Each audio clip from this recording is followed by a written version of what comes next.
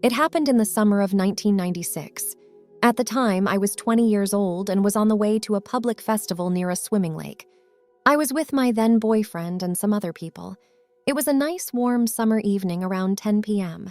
My boyfriend and I had been dining in a restaurant. After the meal, he asked me what kind of strange red dots were on my neck. I knew I had allergies since my earliest childhood, but I never have had any skin symptoms. We walked about 200 meters towards the festival when I noticed some lightheadedness. I fainted when we arrived at the festival entrance. I can remember blackness in front of my eyes and feeling that my legs gave way. I was still able to reach for my boyfriend's jacket to hold myself up. He turned and saw that my eyes turned backwards. Another friend came from behind and caught me. They carried me outside on the street, put me on the ground, and called an ambulance. I didn't notice anything of this. Suddenly, I heard buzzing, followed by a hushed plop noise. I left my body through an opening in my head. This happened automatically without any action of my own. I was surrounded in a black void that was somewhat uncomfortable. I needed to get my bearings and was aware that, even though I couldn't see my body anymore, I was still myself with all my feelings, character traits, and thinking. Having or not having a body was irrelevant. I felt good, light, and free. I was pure consciousness. I had a clear mind, a strong will, and a crystal clear perception. I also had additional abilities that are not possible in earthly life. I was surrounded by nothing but black infinity. This blackness never felt dark, scary, or empty. To the contrary, I was feeling better and better. I was more myself as ever before, and I knew that my body was down on earth. I continued to move up ever farther from it. I also wondered how I knew this. I knew that I peeled off my earthly body like a pullover that you pull off before going to bed. I peeled off my role that I had been playing in this earthly life like a role in a movie. And now I was again myself, and this was a very liberating sensation. The void was simply infinite. There was no time and no space as we know them here on Earth, but still everything was completely normal and profoundly familiar. I started to move through this infinite black space. I could beam myself literally within this infinity with my thoughts. I only needed to think, I want to go over there, and I was there. I was flying here and there through the black universe. I also could change my own size. Sometimes I made myself small, sometimes I expanded myself close to infinity. That was a great feeling, and I tried more and more things. I enjoyed the vastness and infinity. I felt indescribably well, safe, and endlessly free. This was pure freedom and simply the most natural thing of the world, as if I never had been doing anything else. And I knew, that's my home, my original being, the original existence of all of us, the home of all our souls. It's from here that I come, and it's here that I belong. We all come from here, and we will all come back here. A deeply familiar sensation of home and belonging pervaded me completely. I was one with everything. There are no earthly words giving me the possibility to describe this deeply anchored knowledge, this memory, and this beloved feeling of home. This beaming back and forth with the ease of my thoughts, the expansion, but also resting at a place and basking in the comfortable sensation, continued for quite a while, and during which I was aware that I still continued to move up and up. If I had to compare it with worldly specifications, I would compare it with a 45-degree angle. I could play in this infinite space with my moves, but I was also directed and continually pulled up, like on an autopilot. At about mid-height, a soft music came from the depths of the black universe. At first, it was far away and could hardly be perceived, but it got my interest. The sounds were nearing fast and became louder until they finally reached and permeated myself. Never before had I heard such a music. It was very rhythmic, melodic, and ethereal. Initially, I found the music rather strange, but the more the sounds and the rhythm permeated me, the more I became a part of the music and was merging with it.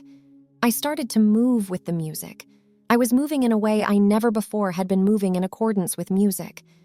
I felt magnificent, and this state could have been going on forever. I was one with the music and was dancing through the universe. This phase continued for a good while until the music slowly faded. It was as if the music had only been localized in a certain layer, and now I was leaving this sphere by moving further up. I could no longer influence my way of moving. I couldn't determine my speed, as I was on autopilot and still moving upwards. I felt great anticipation that I was nearing my destination. It was a feeling like just before reaching the finishing line, but it was as if the memory of my present life was fading the more I moved away from my body. The ride slowed down and suddenly ride stopped. I was frustrated because I wanted to continue. I knew that beyond this border was fulfillment. It was the home of our soul, my beloved home, my origin, everything that I am, the place of pure bliss, simply everything. Several times I wanted to beam myself beyond the barrier, but to no avail. While I struggled with this, from the depths of the universe a voice came. At first it sounded muted and far away, but it approached very fast and became louder until it was close by and resounded from all sides around and through me. It was a male voice, clear and distinct, powerful and determining. The voice said, "B, here you can't continue. Here is your stop." I wondered who was talking to me, but I didn't think to ask the voice. I also wondered how this voice knew my nickname. But instead of asking, I replied, "But I want to." I was astonished about wanting to assert my will in front of this powerful presence. The voice said again, "You cannot stay. You have to go back." I was deeply shocked, yet the words burst out, "Wild horses couldn't drag me there." And I got frightened about my words. But in this moment, I really felt this way. The idea to turn around, go back into my old life now that home was so near, was shattering.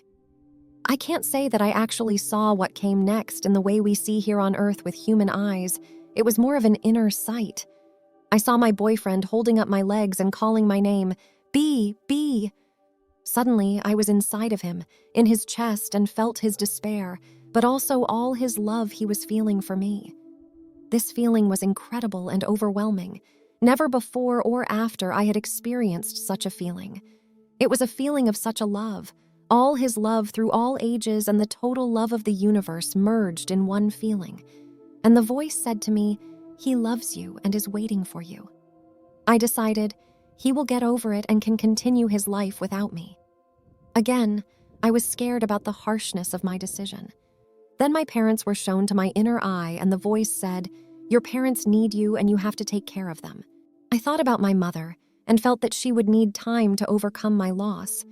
But I also was optimistic that she would understand my decision.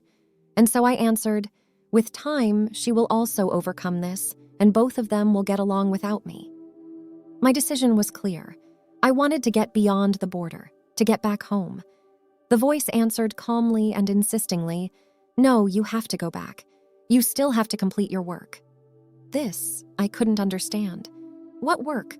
What kind of fancy talk is this? What kind of duties? Sorry for disillusionment. We are not enlightened when we leave our body, but we are still having all facets of our identity. My thoughts had certainly been heard, but unfortunately no answer came back. The sentence, "You still have to fulfill your work," was still reverberating for a while, and I wondered what was meant by this. It was like a mission given to me. As I didn't get an answer, and I still continued a few times to get over the invisible border, but to no avail. There was a kind of push, like being pushed back with a kind of compressed air, and was then speeding directly down towards Earth and my body. A deeply shattering sensation went through myself. I felt rejected and lost. At half height, where before the beautiful music had been, I fervently wished the music would show up again. I would have given anything to merge again with those sounds. But I rapidly continued towards the ground. Slowly, I realized that I really had to go back to my old life. The ride abruptly slowed down, and I knew that I was just above my body. Finally, I dove back into my body. It was dark, but a different darkness, as in the infinity of the universe. It was dark, and I felt small and lost. At the same time, it was extremely narrow. I felt like being wedged into a sausage, and I thought, is this so narrow because I'm too thin? I answered myself, it's always narrow, even if your width is 1 meter. I felt this tightness like a strong physical pain. I also had the most awful sensation of homesickness you can imagine and a total despair. Now I will have to continue this life until its end. This idea left me quite depressive. I didn't know this kind of feelings from my previous life and haven't had them since in the same extent. But in that moment, it was very bad, and I knew if I couldn't bring myself to counteract this depressive feeling with positive ideas, then I might remain depressive for the rest of my life. This seemed a horrible mental image. What an emotional roller coaster. Shortly before, my home was in hand's reach, and I had been in anticipation of heaven. And now I was so depressed and sad as never before. A solution was needed. I couldn't stay that way. So I tried to pick up some courage. I really scanned my feelings for positive steps until I found some. Memories of my present life showed up that generated optimism. Until now, my life had been quite okay. It even had been beautiful. And then I thought about my friend, his love and his fear that I had been feeling up there, and I started to worry about him. I wanted to tell him, "Hey, don't worry about me. I'm here, and I feel wonderful." This feeling motivated me. Suddenly, the feeling of depression gave way. I was happy about this and was now ready to wake up. After this, a moment of silence followed, a complete silence. Then I heard like a swooshing in my ears. This was the first real physical sensation in an earthly sense. I now knew that my soul was again completely connected to my body. I could literally feel when this fusion happened. The noise in my ears became louder. I sensed that my biological circuit was back. Then the noise was dying away, and I could distinctly hear the noises of the festivity. The memory of the event was still present. And now the memory of the previous situation came back, that I had fainted. My eyes were still closed, but I knew who was sitting at my side. It was a friend of mine. She held my hand. I said, "S, did I talk or move in strange way?" Because during my experience, I had been talking and dancing. I was scared I might have behaved in a strange way during my blackout. He said, "No, you were simply lying there." This reassured me. I said, "I just had a fancy dream. There was a voice talking to me and a music that moved me a lot." She said, Yes, let yourself wake up completely." My boyfriend, seeing that I was awake, let my legs falling. They flopped down on the hard ground. It seems that he was under shock, and some of his friends were leading him away. Generally, there was a great relief that I was awake. I knew that the ambulance was there and that the paramedics were on the way to my place. I wanted to avoid that. I felt fine. I considered the whole confusion concerning myself as unpleasant. So I was sitting up. I noticed that I felt totally clear, more clear than ever before, as if a kind of clarification had happened. My friends were not happy that I was sitting up, but I didn't care. So I got up completely, what caused the others to start panicking. Now my boyfriend came back also and wanted to stabilize me.